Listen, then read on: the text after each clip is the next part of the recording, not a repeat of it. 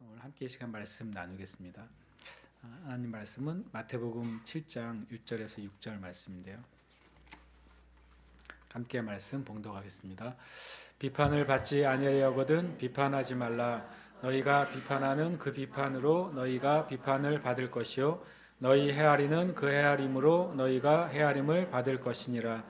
어찌하여 형제의 눈 속에 있는 티는 보고 내 눈 속에 있는 들보는 깨닫지 못하느냐. 보라, 내 눈 속에 들보가 있는데 어찌하여 형제에게 말하기를 나로 내 눈 속에 있는 티를 빼게 하라 하겠느냐. 외식하는 자여, 먼저 내 눈 속에서 들보를 빼어라. 그 후에야 밝히 보고 형제의 눈 속에서 티를 빼리라. 거룩한 것을 개에게 주지 말며 너희 진주를 돼지 앞에 던지지 말라. 그들이 그것을 발로 밟고 돌이켜 너희를 찢어 상하게 할까 염려하라. 아멘. 오늘 말씀의 주제를 제가 이렇게 정했습니다. 함께 읽어보겠습니다. 비판하는 것과 분별하는 것은 다르다. 아멘.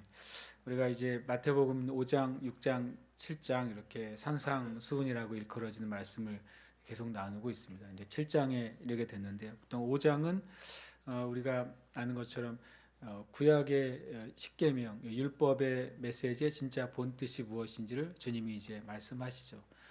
살인하지 말라라고 하는 구약의 본 뜻이 주님은 그것을 훨씬 높은 차원으로 올리셔서 마음으로부터 형제를 미워하는 것도 살인하는 것이라고 말씀하십니다. 또 간음하지 말라고 하는 것을 주님께서 행위 안에서만 있는 것이 아니라 우리 마음 안에서도 간음하는 죄가 있다는 사실을 또 말씀하시고 또 계속해서 이어서 구약의 십계명에 대한 본래 영적인 의미를 말씀해 주시고 가르치시는 것이 5장이고요. 6장에 와서는 이제 그 가르침이 이제 개인적인 경건 생활에 대해서 이제 주님이 가르치시죠. 금식에 대해서 또는 기도에 대해서 또 구제하는 것에 대해서 어떤 태도를 가져야 되는지를 말씀하시고 또 특별히 재물과 물질에 대해서 그리스도인들이 어떤 태도를 가지고 있어야 되는지를 이제 6장에서 말씀하십니다. 7장에 와서는 이것이 이제 확장돼서 우리 그리스도인과 타인의 관계에 있어서 신앙생활에 대해서 말씀하시고 오늘 말씀은 더 그 말씀이 이제 중요한 메시지가 됩니다. 이어서 이제 그 진리의 율법의 기준이 무엇인지를 말씀하시고 7장 마지막에는 영적인 분별에 대해서 정말 중요한 마지막 때에 어떤 분별을 가져야 되는지를 이제 말씀하고 있습니다. 이렇게 5장, 6장, 7장이 이어서 말씀하시는데 오늘 이제 7장 1절에서 6절은 비판에 대해서 그리고 또 이어서 분별에 대해서 말씀하십니다. 특별히 6절 같은 경우는 갑자기 이제 1절에서 5절까지는 비판에 대한 말씀을 하시다가 거룩한 것을 개에게 주지 말라 이런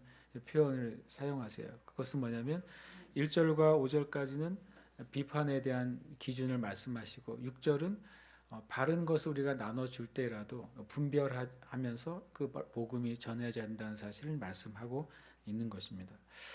먼저 4절 마태복음 7장 1절과 2절에 보면 비판을 받지 않으려거든 비판하지 말라. 너희가 비판한 그 비판으로 너희가 비판을 받을 것이요 너희 헤아리는 그 헤아림은 너희가 헤아림을 받을 것이니라. 같은 단어가 엄청 반복이 돼요. 그죠?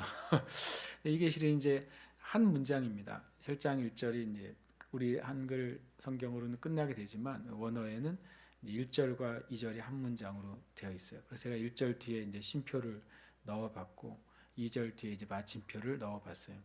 이 문장 한 문장 가운데 제일 처음에 나오는 그 원어의 단어는 뭘까요? 원어 문장으로 되어 있다면 헬라어로 되어 있잖아요. 또 근데 첫 번째 단어는 어떤 단어로 되어 있냐면 비판하지 말라는 단어로 시작이 됩니다. 그러니까 이 비판하지 말라는 단어가 먼저 나오고 그 비판을 하지 않아야 되는 이유로서 우리가 비판받지 않으려면 비판하지 말라고 말씀하고 또 하나는 내가 비판하는 그 정죄와 또 헤아리는 그 기준에 똑같이 너희가 헤아림을 받게 될 것이다 라고 말씀하고 있는 거죠. 그러니까 당시에 이제 예수님 시대에 그 남들을 비판하도록 세워진 사람들이 있었어요. 정죄하고 판단하도록 세워진 사람들. 그 사람들이 이제 바리새인들이죠. 그리고 또 사두개인들이고 또 이제 제사장들입니다. 그들이 율법을 해석하면서 또 이스라엘 백성들에게 이것을 해라 하지 말아라고 계속 이제 가르치고 있는 것이죠. 더 나아가서 이제 주님은 안식일을 뭐 기억하여 거룩히 지켜라. 그러면은 안식일에 대한 규정만 30 몇 가지를 만들어내요. 그래서 그런 걸 일일이 다 하지 못하게 만들고 그걸 조금만 어기면 어떻게 했습니까? 넌 안식일을 어겼다라고 말하는 거죠. 이 비판이 예수님이 하신 일까지도 확장이 되잖아요. 예수님이 38년 된 병자를 치유하셨을 때에도 뭐라고 말합니까? 너 안식일 날 치유받는 건 불법이야.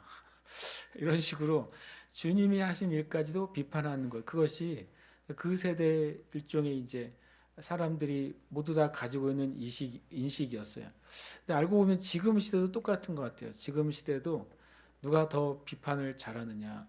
뭐 일종의 뭐 논평이라는 그럴싸한 단어 아래서 정치적인 것도 비판하고 경제적인 것도 비판하고 서로가 서로를 비판하고 심지어는 그거를 잘하는 사람일수록 굉장한 이제 스마트한 사람으로 느껴지고 그렇게 잘하는 사람일수록 더 합리적이고 굉장히 유능한 사람으로 느껴지는 시대에 지금 저와 여러분이 살고 있잖아요.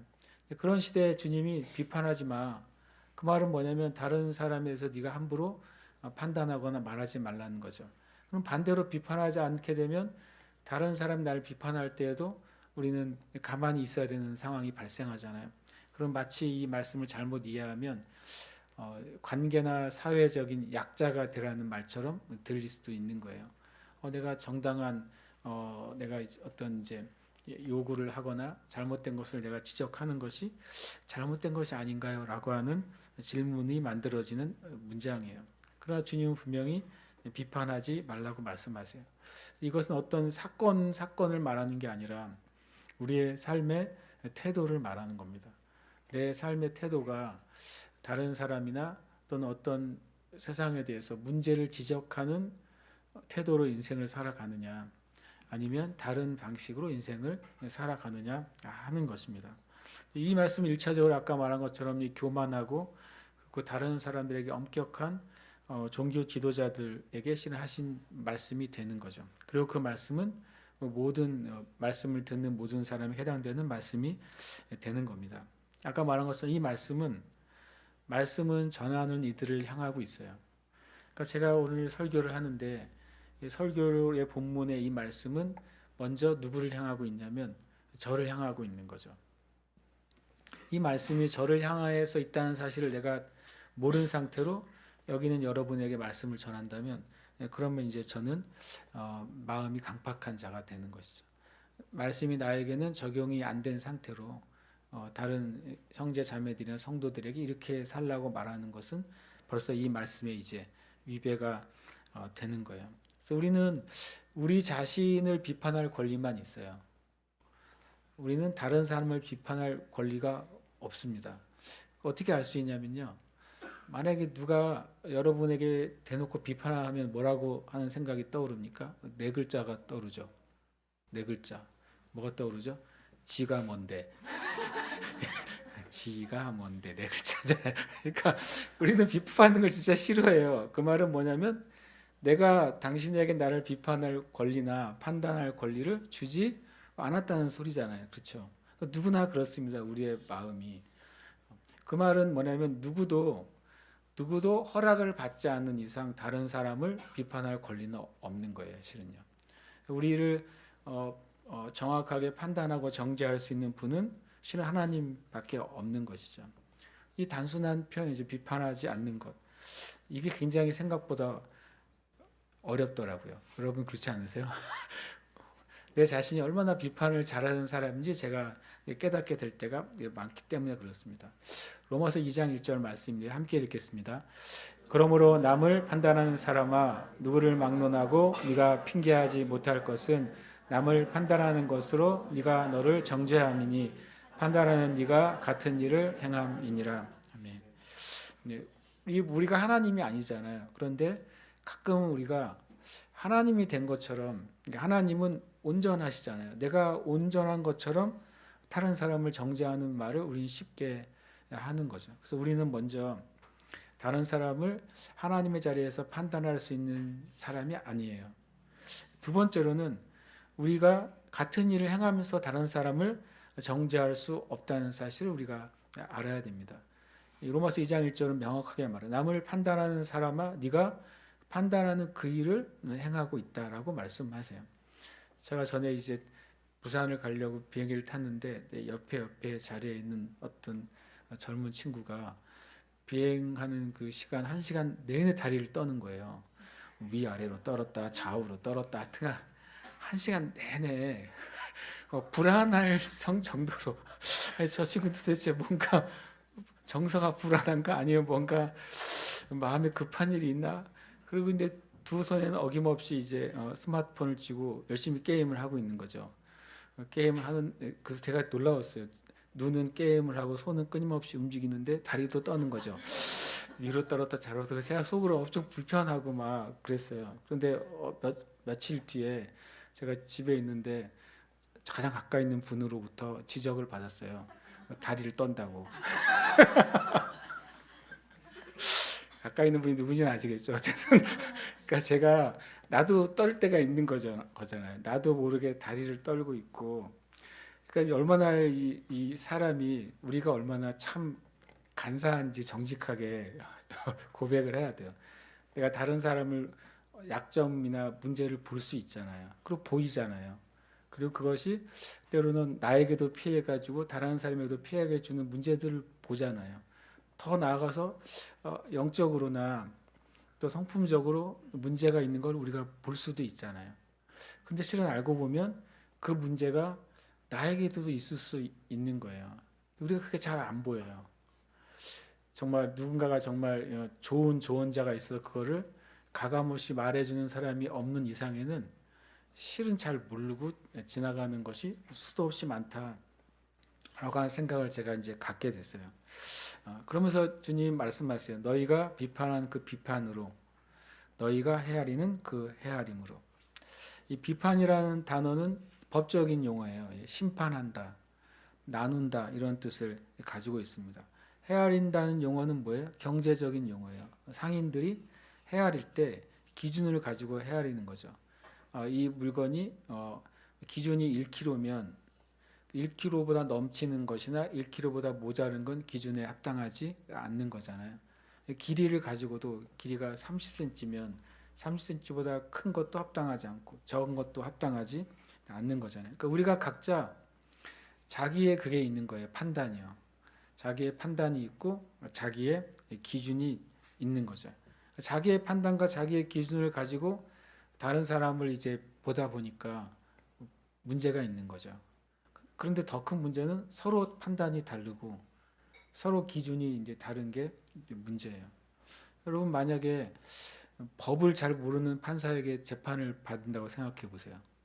그거 정말 아찔한 일 아닙니까? 법을 몰라. 자기 마음대로 막 뭐 10년형 막 몇 년형 막 때려. 그런 사람 앞에 내가 재판을 받는다고 생각하면 말이 안 되는 일이잖아요.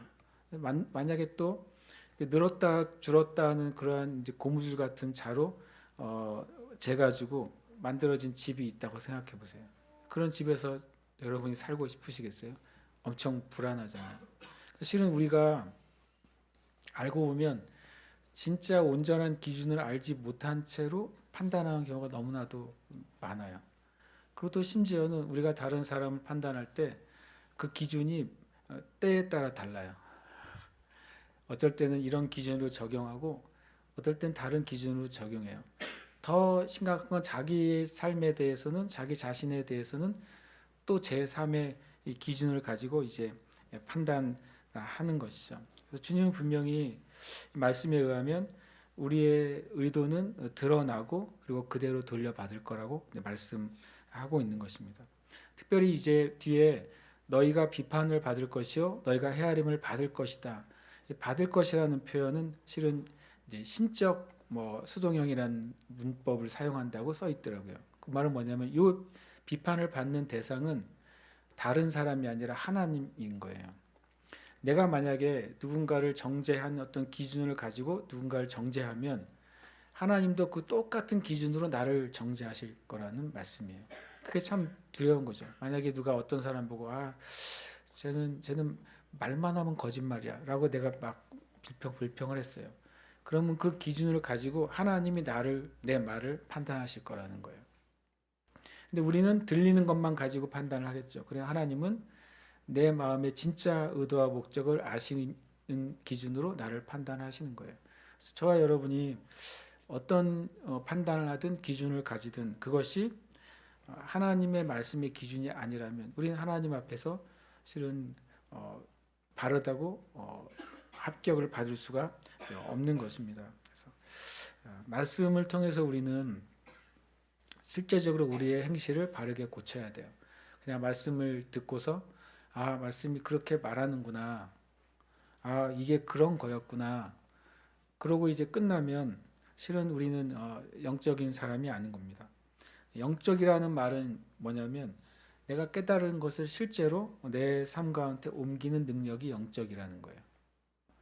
좀 신비스러운 표현은 그렇지만 영적인 말과 언어를 하는 게 영적인 게 아니라 다시 말하면 말씀 안에서 깨달은 것을 내가 실제로 몸으로 실행하는 능력, 그게 영적인 것입니다. 그런 면에서 저 여러분 진짜 영적이어야 돼요. 오늘 이 말씀이 우리의 그 생각과 기준이 새롭게 되는 시간이 되시길 축복합니다. 그러면서 3절에 말합니다. 어찌하여 형제의 눈 속에 있는 티는 보고 내 눈 속에 있는 들보는 깨닫지 못하느냐. 이 말씀에 보면 이제 세 가지 이제 단어가 대꾸가 돼 있어요. 첫 번째는 형제의 눈 속이라고 표현하죠. 형제의 눈이 아니에요. 전 처음에 이 말씀을 우리가 흔하게 읽잖아요. 근데 형제의 눈에 있는 티라고 이제 제가 무의식적으로 읽었더라고요. 근데 다시 보니까 형제의 눈 속이에요. 형제의 눈이나 눈 속이나 별반 다른 거 아니에요? 라고 볼 수 있죠. 그리고 너의 눈 속이에요. 우리가 마태복음 6장에서 눈이 뭔지를 나눴어요. 눈은 우리의 영을 말합니다. 그러니까 내 형제의 눈 속은 심지어는 우리가 뭐까지도 판단하냐면요. 그 사람의 영적인 상태까지도 내가 판단하는 거예요. 그러면서도 내 안에는 영적인 상태는 깨닫지 못하는 거예요. 그리고 티와 들보라고 또 이제 대꾸가 돼 있어요. 티는 왕겨, 겨의 그 껍질 같은 아주 작은 걸 말합니다. 그리고 들보는 정말 말 그대로 그 건물을 지을 때 기둥이 되는 대들보 같은 기둥을 말하는 거예요. 이것과 이것을 비교하는 건 엄청난 과장법이죠. 그렇죠. 예수님이 부자는 천국에 들어가기가 낙타가 바늘기에 들어간 것보다 힘들다. 그것도 실은 말 자체는 엄청난 과장법이잖아요. 여기서도 실은 그 정도 수준의 실은 과장법이라고 할 수 있습니다. 그런데 놀랍게도 내가 정말로 하나님 안에서 내가 겸손해지고 하나님의 기준을 갖게 되면 이 과장법이 실제가 될 수도 있는 것이죠.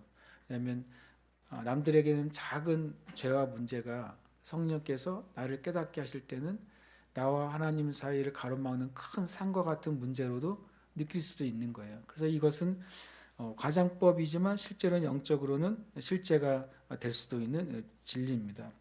이 들보는 우리 속에 있는 들보, 또 우리 속에 있는 티는 바로 진리가 아닌 모든 걸 말합니다. 진리가 아닌 모든 것, 그것이 우리의 삶의 티가 되고 들보가 되는 것이죠. 제가 이 말씀을 보다가 이 사실을 깨닫게 됐어요. 실은 나라고 쓰고 싶은데 또 우리라고 적었어요. 우리는 우리 자신이 비판하는 자인지를 참 잘 알지 못하는 거예요.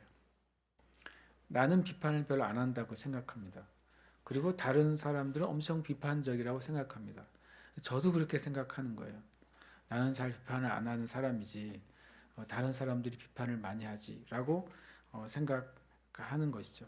그것을 누군가 깨닫게 해주기 전에는 잘 몰라요, 우리가요.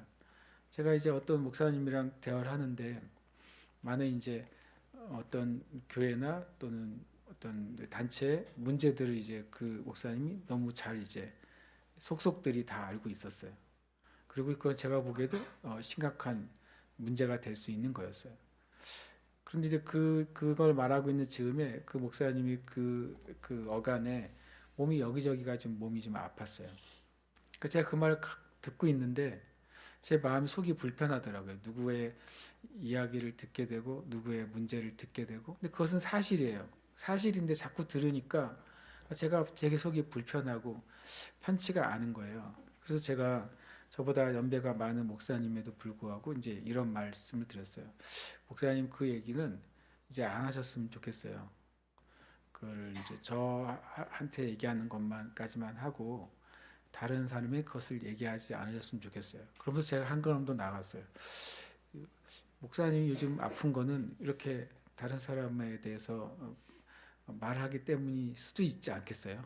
그러니까 어떻게 보면 좀 조심스러운 말이죠. 그분이 몸이 좀 안 좋은 것은 이렇게 계속 비판하고 다른 사람들에 대해서 말하는 것 때문일 수 있다고 말을 한 거죠. 그리고 그날 이제 지나갔습니다. 한 2개월 뒤쯤에 다시 만났어요. 이제 빵집에서 빵을 먹게 됐는데 그분이 저는 까먹었거든요. 그 사건을요. 근데 그분이 그러더라고요. 그때 고 목사가 뭐라 그러더라고요. 남 표현을 제 기억이 안 나요. 고 목사가 정말 어렵게 나한테 그걸 지적해 줬다고. 전 지적하려고 하진 않았는데 지적이 된 거죠. 지적해 줬는데 자기가 그걸 가만히 그 말을 들을 때 자기 마음에 찔렸대요. 그래, 내가 엄청 비판하고 있고 욕을 하고 있구나. 그래서 그거를 다른 사람에게 하지 말아야지. 그러고서 안 했다는 거예요. 그런데 2개월 뒤에 그 아픈 게 2개월 뒤를 돌아보니까 그 뒤부터 아픈 게 사라졌대요. 근데 이거는 이제 거꾸로 저한테 해당될 수 있는 거잖아요. 내가 나도 모르게 어떤 사람에 대해 어떤 뭐 단체에 대해 어떤 문제에 대해서 막 이제 말은 비판이지만 실은 욕을 하고 있을 수 있잖아요. 그것이 나의 심령에 영향을 주면 나의 영에 영향을 준 것은 우리의 육체까지도 영향을 주는 일이 되는 거예요. 그러면서 나도 내 자신도 비판하는 자라는 사실을 잘 깨닫지 못하겠구나. 왜냐하면 나는 옳은 말을 하고 있거든요. 그 순간에. 심지어는 해야 될 말을 하고 있거든요. 나는. 그리고 이걸 하지 않으면 주님의 공의가 세워지지 않는다고 하는 느낌도 들 수 있거든요. 그래서 우리가 참 분별하는 지혜가 필요해요. 비판하지 않고 어떻게 분별하면서 진리를 말할 것인가. 그래서 우리는 시편의 그 기자가 말한 것처럼 주님 우리의 입술에 파수꾼을 세워주세요. 정말 이런 기도를 정말 해야 된다고 믿습니다. 우리의 마음에서 생각으로 무슨 말을 해야 되겠다는 생각이 떠오를 거 아니에요. 이제 생각에서 입으로 나올 때 어떤 이제 걸음망이 있었으면 좋겠어요. 그래가지고 입으로 나오기 전에 이거는 내가 하면은 안 되는 말이구나라고 한 딱 한 번 말이 걸러진다면 진짜 좋겠다. 그래서 주님이 우리 입술에 파수꾼을 세워 주셔서 내 마음에 선하고 그리고 하나님이 기뻐하시는 동기가 아닌 비판을 멈춰야 됩니다. 그런 하나님이 바른 말을 하라고 하시잖아요, 그렇죠? 진리를 말하라고 하시고 그리고 잘못된 것을 바로 잡으라고 말씀하시잖아요. 그렇게 할 때 우리의 마음의 동기와 기준이 하나님 앞에 바르다면 실은 그런 경우에는 사람들로부터 혹 어려움을 당할지라도 하나님은 그것을 기뻐하실 거예요. 그러나 반대로 우리의 마음의 동기가 바르지 못하다면 그 말이 때로는 바른 말이어도 하나님 앞에는 인정받을 수가 없는 것이죠. 그래서 우리가 우리 자신이 비판하는 자인지 깨닫게 해달라고 기도해야 됩니다. 그리고 우리 입술에 파수꾼을 세워달라고 기도해야 돼요. 제일 중요한 거는 내 마음에 드는 감정대로 말하지 않는 은혜죠. 이것은 참 은혜인 것 같아요. 왜냐하면 우리가 느낀 대로 말하는 존재거든요. 저도 그렇고 저와 여러분이 그렇습니다. 우리가 느끼고 또 우리의 마음에 올라오는 생각을 그대로 말하는 존재예요.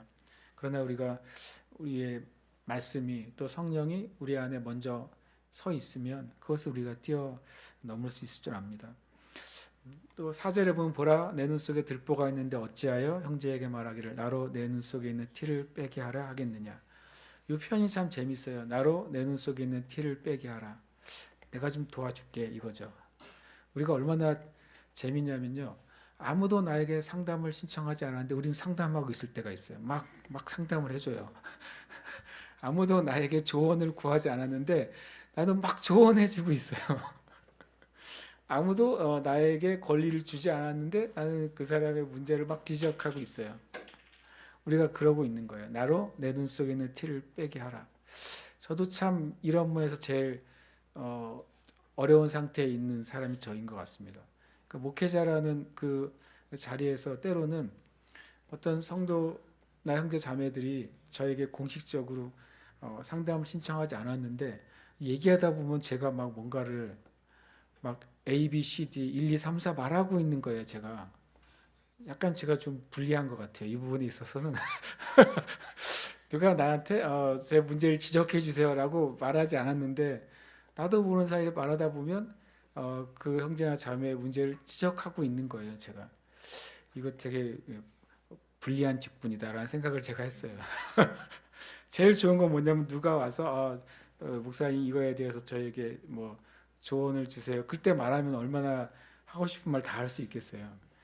근데 누가 조언을 구하지도 않았는데 교묘하게 내가 말하게 되면 그게 또 하나님 앞에 선하지 않을 수도 있잖아요.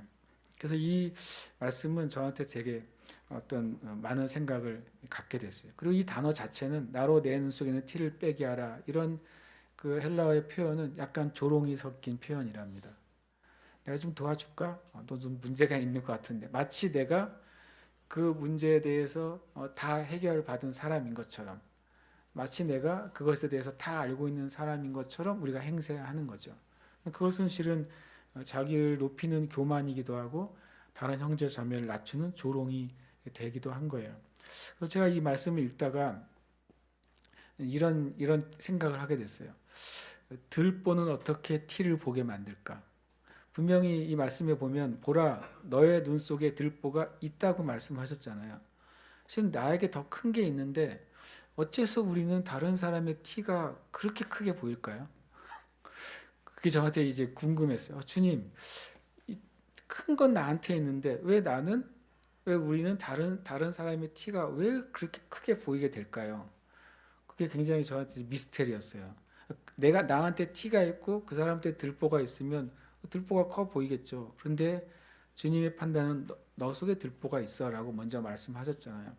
그 말씀을 가만히 눈으로 쳐다보니까 너무 지극히 당연하더라고요. 예를 들어서 제가 이제 볼 수 있는 시력에, 그러니까 볼 수 있는 그 양이 100이라고 쳐보세요. 100. 내가 내 눈으로 100의 분량을 볼 수 있어요. 보고 판단할 수 있어요. 그런데 내 눈 속에 뭐가 있어요? 들보가 있어가지고 내 시력의 90%를 꽉 막고 있다고 생각해 보세요. 그럼 난 내 눈으로 보고 있다고 하지만 실제로는 내가 볼 수 있는 능력의 10%로만 보고 있는 거잖아요. 그렇죠? 그런데 어느 날 내 그 10%로 예리한 눈으로 쳐다보면 누가 티가 보여. 나의 그 티가 내 10%를 가득 채운 거야. 만약에 내 눈 속에 들보가 없으면 그 사람의 티는 내 볼 수 있는 능력의 10%만 차지하니까 작게 보일 거 아니에요. 근데 이미 내 90%가 내 들보 때문에 막혀 버려 가지고 나는 요만큼만 볼 수 있는데 조그만한 티가 내 눈을 딱 가린 거예요. 제대로 걸린 거죠. 저놈은 완전히 나쁜 놈이에요. 왜요? 어떤 눈으로 보니까 내 시력의 90%가 제한된 채로 그 10%로 보이니까 그 티가 더 크게 보이고 더 심각하게 보이고 더 위중하게 보이는 거예요. 만약에 내가 하나님 안에서 내 안에 들보를 치워버리고 나면 그 형제에게 있는 문제는 작은 거인 거예요. 왜 다른 형제 자매의 문제가 크게 보이느냐? 무엇인가가 내 눈을 가리고 있어서 그래요.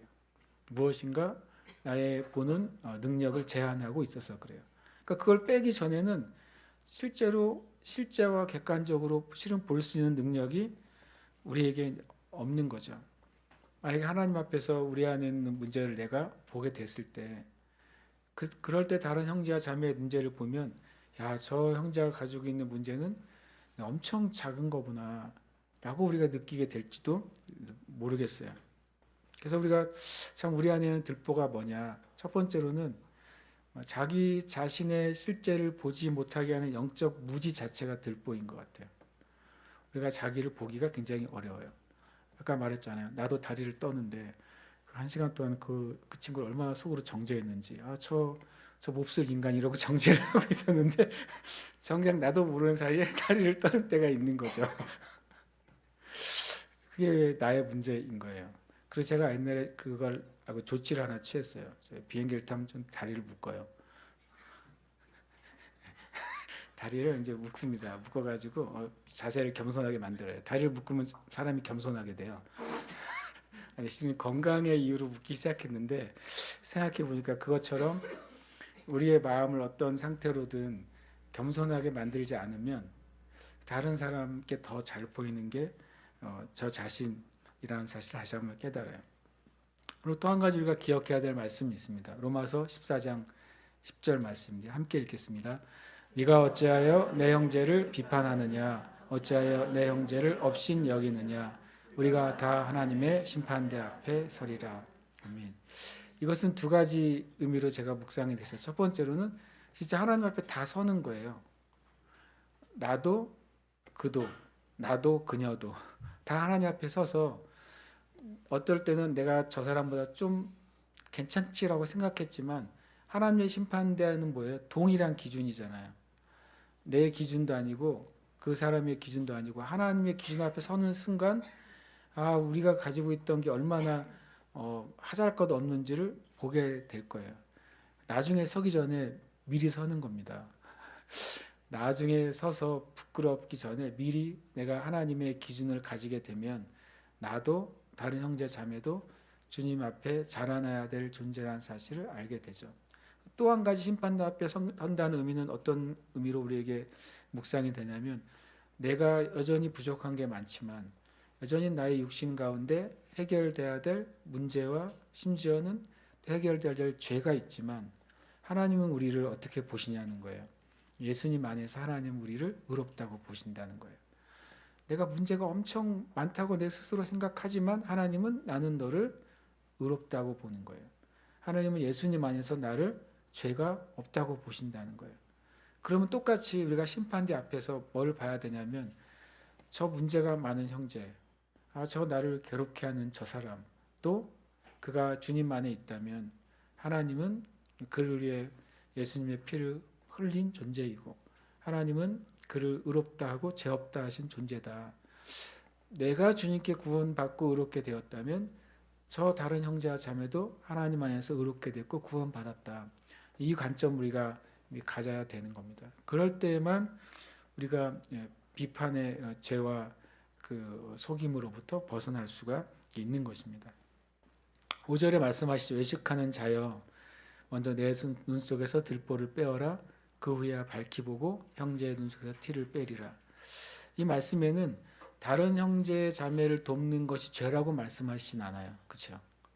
뭔가 다른 형제 자매에게 문제가 있고 도움이 필요하다면 누가 도와야 되겠어요? 우리가 도와야죠. 또 내가 돕도록 주님이 보여주신 거예요.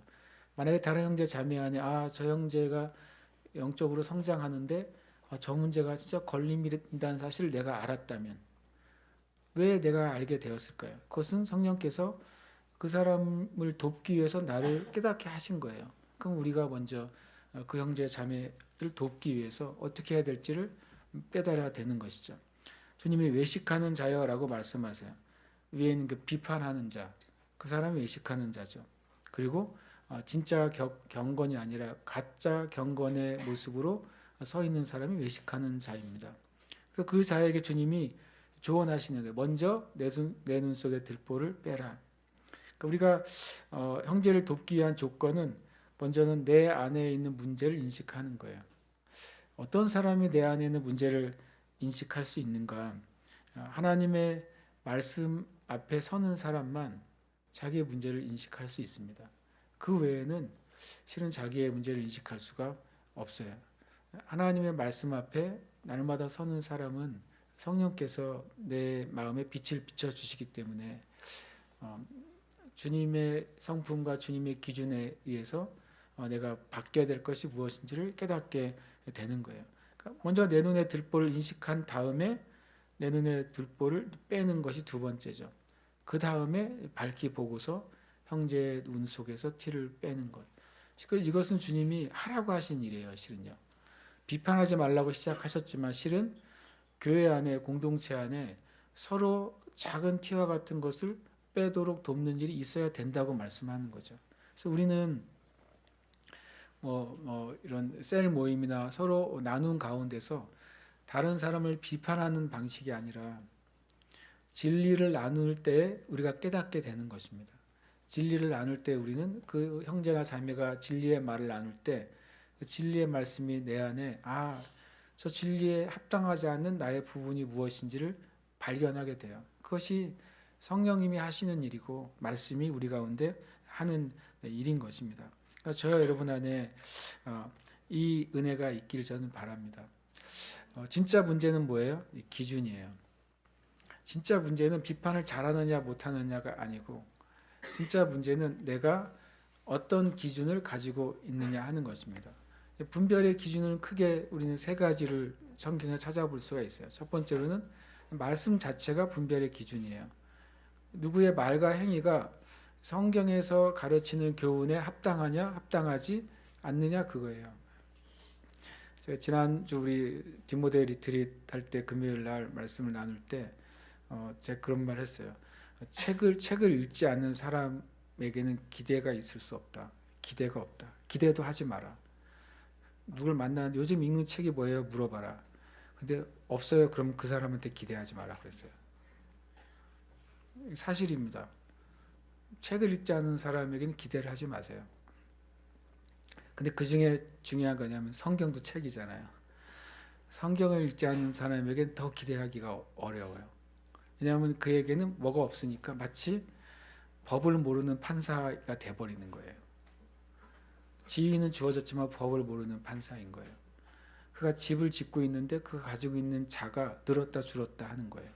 그거 어떻게 기대할 수 있겠어요? 좋은 판결을 할 것이라고 기대할 수가 없잖아요. 좋은 집을 지을 거라고 기대할 수가 없잖아요. 그래서 우리는 이 분별의 첫 번째 기준은 그냥 말씀이에요. 말씀을 그냥 바르게 많이 알아야 돼요, 진짜로. 그래서 제가 디모데 형제 자매들에게 잠언을 읽으라고 말씀드렸어요. 잠언처럼 우리의 삶의 기준을 가르쳐주는 책이 또 없다. 잠언은 또 31장까지 되어 있으니까 한 달에 한 번씩 읽을 수 있잖아요. 잠언은 또 읽다가 까먹으면 그냥 그 날짜 걸 읽으면 돼요.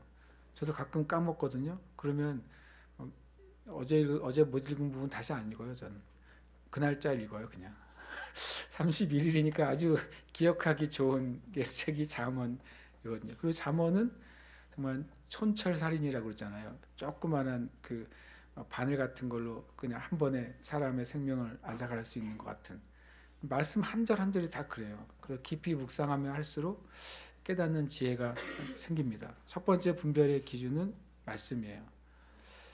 두 번째 기준은 열매입니다. 열매 없는 일에 참여하지 말라고 그랬어요. 그래서 우리가 사람을 판단하거나 어떤 이 세상이 흘러간 어떤 트렌드를 판단하거나 어떤 단체를 판단하거나 사역을 판단할 때도 보이는 것 가지고 분별하면 맹목적으로 쫓아가거나 또는 잘못된 비판만 할 수도 있어요. 그래서 열매를 봐야 돼요.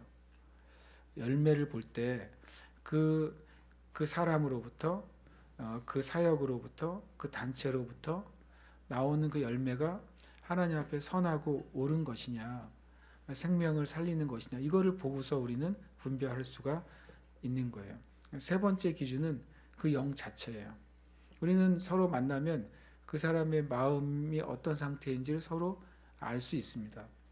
저는 여러분에게 한두 번 말했지만 아무리 그 은혜가 있는 집회라도 만약에 집회를 인도하는 분이 무례하다, 반말을 찍찍한다거나 아니면 또 심지어 욕을 한다, 그런 집회는 가지 마세요. 아무리 은혜로워도 아무리 많은 역사가 나타나도 그렇게 무례하고 반말을 하고 그리고 욕을 하고 그리고 거칠게 하는 집회는 가지 마시기 바랍니다. 왜냐하면 하나님의 역사는 성령을 통해 나타나잖아요. 그렇죠? 성령님은 예수 그리스도의 영이에요. 예수님은 자신의 마음의 상태를 예수님이 말씀하셨어요. 나는 마음이 온유하고 겸손하다고 말씀하셨어요. 그러면 예수님의 영이신 성령을 통해 무엇인가 역사하고 나타날 때 그 나타나는 통로가 되는 사람은 온유하고 겸손한 상태로 그 일을 해야 돼요. 거칠고 그리고 사람들을 상하게 하는 방식으로 해서는 안 되는 거예요. 제가 이제 요즘 열심히 읽고 있는 스미스 위글스워스 목사님 책을 읽는데 스미스 위글스워스 목사님이 사람들에게 비판을 받았대요. 뭐냐면 사역을 할 때 엄청 강하게 막 소리를 지거나 꾸짖는 거예요. 그러니까 사람들이 당신은 진정한 하나님의 사람이 아니라고 어떻게 막 그렇게 소리를 지르고 하냐고. 근데 그 스미스 이글스워스 목사님이 재밌는 표현을 하더라고요. 내가 치유사라고 축사할 때 나는 사람을 상대하지 않고 마귀를 상대합니다. 내가 어떻게 마귀에게 친절할 수 있겠습니까? 그건 하나님이 그분에게 주신 이제 그런 은혜였죠. 그러나 근본적으로 우리가 그 사람을 알 수 있잖아요. 사람을 만나보시면 그 사람의 영의 상태가 부드러운지, 거친지, 아니면 괴팍한지 우리가 금방 알 수 있잖아요. 그래서 우리는 이 세 가지를 분별할 수 있어요. 첫 번째로는 말씀의 기준을 따라 볼 수 있고, 두 번째로는 그 열매를 따라 볼 수 있고, 세 번째는 그 영 자체를 우리는 분별할 수 있습니다. 그럴 때 우리가 외식하는 자리 또는 비판하는 자리가 아니라 진짜 진리를 말하고 다른 형제 자매를 돕는 자리에 있을 수가 있는 줄 압니다. 그 갈라디아서 6장 1절에 이런 말씀을 합니다. 함께 읽겠습니다. 형제들아, 사람이 만일 무슨 범죄한 일이 드러나거든 신령한 너희는 온유한 심령으로 그러한 자를 바로잡고 너 자신을 살펴보아 너도 시험을 받을까 두려워하라. 우리가 다른 사람을 바꾸고 싶으면 우리는 우리 자신을 먼저 개혁해야 돼요. 만약에 남편이 아내를 바꾸고 싶으면 남편이 자신을 개혁해야 돼요. 아내가 남편을 바꾸고 싶으면 아내가 먼저 자기 자신을 바꿔야 됩니다. 하나님의 나라는 그런 방식으로 다른 사람을 바꾸도록 부름받은 거예요.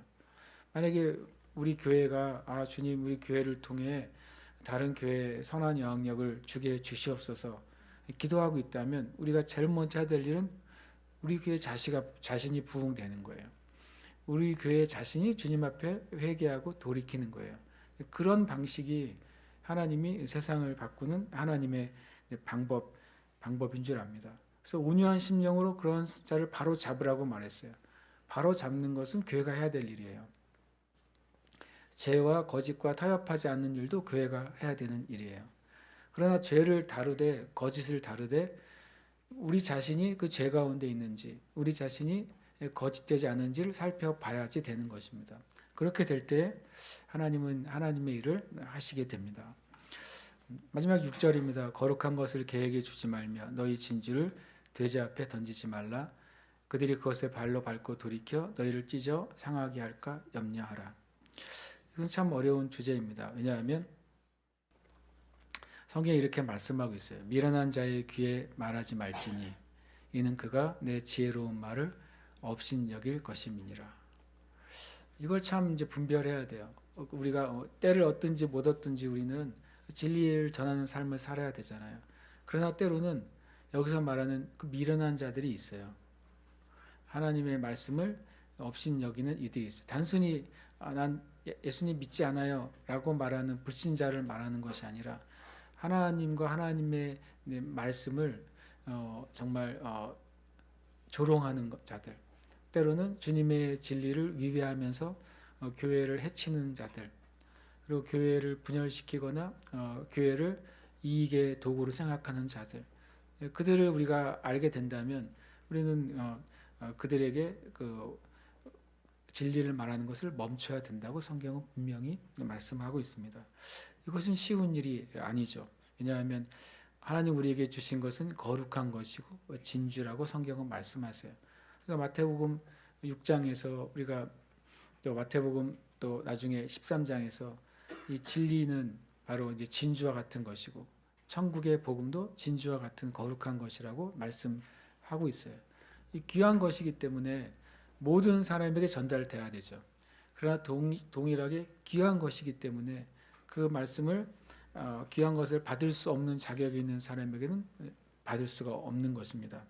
그래서 이 말씀을 제가 읽다가 이런 말을 적어놨어요. 개와 돼지에게 거룩한 진주를 주지 않으려면 굳은 결심이 필요하다. 웃긴 표현이지만 실은 알고 보면 이제 우리 교회 안에도 이런 일들이 전 몇 번 있었다고 생각이 됩니다. 가끔은 어떤 교회를 해치는 것, 또 교회 진리가 아닌 것을 가져오려고 하는 이들이 있었어요. 우리 교회 안에도. 근데 그것을 제가 이제 허용하지 않을 적도 있고, 그것에 대해서 이제 어떻게 보면 싸운 적도 있는 것 같아요. 근데 그 결과는 실은 저한테는 이제 안 좋은 이제 소문을 듣게 되죠. 그 고흥영 목사는 교인을 내쫓아, 이런 말도 제가 들었어요. 그 고흥영 목사는 자기 기준을 바꾸지 않아, 이런 얘기도 제가 들었어요. 그러나 이제 제가 이제 목회자로서 두 가지를 전 해야 된다고 이제 믿어요. 하나는 복음의 진리를 타협하지 않아야 된다. 만약에 그것을 타협하면 교회는 실은 무너지는 것이죠. 두 번째로는 저는 제가 이제 목회자로서 하나님이 섬기라고 하는 교인들을 보호하는 것이 저는 목회자의 또 하나의 임무라고 생각합니다. 그래서 가끔은 우리 교회 형제 자매들에게 제가 성경 안에서 보는 기준으로 교회를 해치거나 성도 자매들의 유익을 주지 않는 그런 일들이 일어났었어요, 몇 번. 그때는 제가 이제 그것과 타협할 수는 없는 것이죠. 한두 번 이제 경계하고 권고하고, 그것이 안 됐을 때에는 교회를 떠난 일들이 실은 여러 번 있었습니다. 근데 그것 때문에 제가 뭐 오해가 될 수도 있고 비판을 받을 수도 있지만, 그것은 하나님 나라에 가서 이제 판단을 받아야 되겠죠. 그러나 실은 어떤 면에서는 우리가 목회자인 저뿐만 아니라 여러분도 정말 가치 있고 좋은 것을 빼앗기지 않으려면 결심이 필요해요. 내가 정말 편하게 만나고 또 자주 하는 그런 어떤 일상이라 할지라도, 내가 그 만남이나 관계 가운데서 내가 하나님을 떠나는 일들에 접촉하게 되거나 하나님의 진리에 위배되는 삶을 내가 하게 된다면, 우리는 굳은 결심을 하고 그 일을 끊어야 되는 것이죠. 그게 참 쉽지 않습니다. 왜냐하면 우리의 삶에 수많은 관계가 있고 또 수많은 일들이 존재하잖아요. 그런데 우리가 다른 사람을 비판하고 정죄하는 방식으로 끊는 것이 아니라 내가 진리의 말과 행동을 하는 것으로 끊어져야 돼요. 그렇게 될 때 하나님 우리에게 주신 것들이 보존될 뿐만 아니라, 그리고 그것이 빛나게 될 줄 믿습니다. 저는 여기 계신 저와 여러분이 먼저 하나님 앞에 주님, 제 입술에 파수꾼을 세워주시도록 기도해야 된다고 믿습니다. 그리고 또 주님, 제가 바른 분별을 할 수 있도록 제 눈에 영적인 분별력을 세워달라고 기도해야 될 줄 믿습니다. 함께 이 시간 우리가 고백하고 기도하도록 하겠습니다. 함께 고백하겠습니다. 나는 하나님이 나를 예수 그리스도 안에서 조건 없이 사랑하심에 감사한다. 아멘. 한 번 더 고백합니다. 나는 하나님이 나를 예수 그리스도 안에서 조건 없이 사랑하심에 감사한다. 아멘. 고백합니다. 하나님이 나에게 하신 것처럼 형제 자매를 예수님 안에서 조건 없이 사랑한다. 아멘. 한 번 더요. 하나님이 나에게 하신 것처럼 형제 자매를 예수님 안에서 조건 없이 사랑한다. 아멘. 고백합니다. 나는 더 이상 비판하는 자가 아니라 사랑하는 자이다. 아멘. 고백합니다. 나는 더 이상 비판하는 자가 아니라 사랑하는 자이다. 아멘. 고백하겠습니다. 나는 하나님의 말씀과 복음의 기준만을 가진다. 아멘. 한 번 더요. 나는 하나님의 말씀과 복음의 기준만을 가진다. 아멘. 우리가 이름을 넣어서 고백하고 기도할 때, 하나님, 저의 입술에 파수꾼을 세워주세요. 제가 바르고 옳은 말을 할 때에도 사랑 안에서 진리를 말하는 자가 되게 하시고, 주님의 마음으로 형제 자매를 섬기는 조언자가 되게 해 주시옵소서. 또 기도하실 때 주님, 저의 눈에 바른 영적 분별력을 주시옵소서. 이 두 가지 우리가 고백하고 기도하고 있습니다. 함께 고백하고 기도하겠습니다. 고흥령은 하나님이 나를 예수 그리스도 안에서 조건 없이 사랑하심에 감사한다. 하나님이 고흥령에게 하신 것처럼 형제 자매를 예수님 안에서 조건 없이 사랑한다. 고흥령은 더 이상 비판하는 자가 아니라 사랑하는 자이다. 고흥령은 하나님의 말씀과 복음의 기준만을 가진다. 아멘.